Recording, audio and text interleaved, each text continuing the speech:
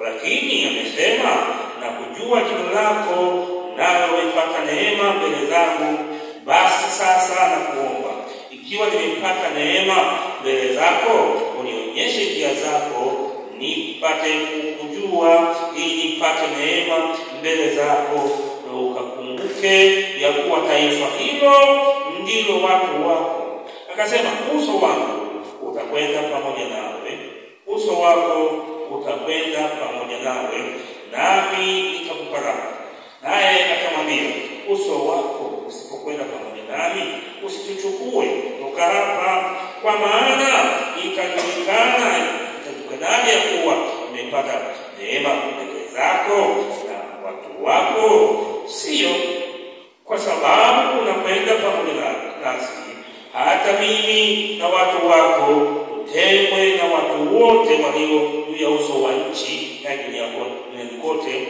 Bwana akamwambia Musa, nitafanya neno hili ulilolinena, kwa maana umepata neema mbele zangu, nami nakujua jina lako.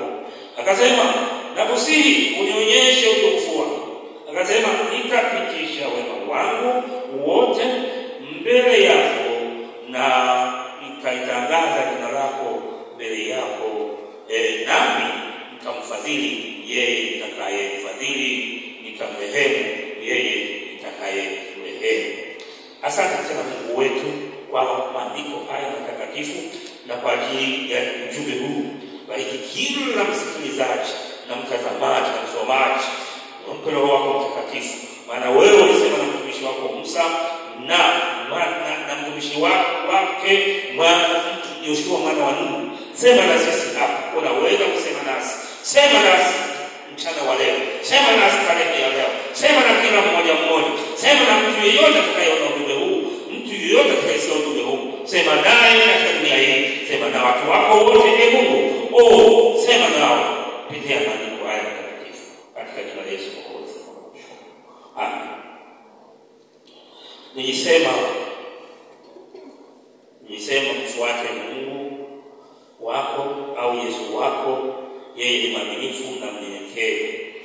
Na habari ya Musa, hii habari ya Musa na Mungu kila mmoja anaye. Musa tunajua kwamba alikufa, lakini sisi tuko hai. Mungu bado yuko hai. Musa alikufa, lakini Mungu yuko hai. Musa yuko mbinguni, lakini Mungu yuko mbinguni. Sisi tuko duniani, tunahitaji kwenda mbinguni. Yoshua alikufa. Yoshua mtumishi wake Musa alikufa, lakini sisi hatujafa, bado tuko hai. Neno la Mungu liko hai, neno la Mungu halijafa. Neno la Mungu lina uzima, ndio maana tunaisoma siku ya leo ili niendelee kuhuisha kwa hiyo hai. Kama nikifa kesho, neno la Mungu hili halitanisaidia kwa sababu siko hai, nimekufa. Lakini kwa sababu niko hai, neno la Mungu ni hai, na neno la Mungu litaendelea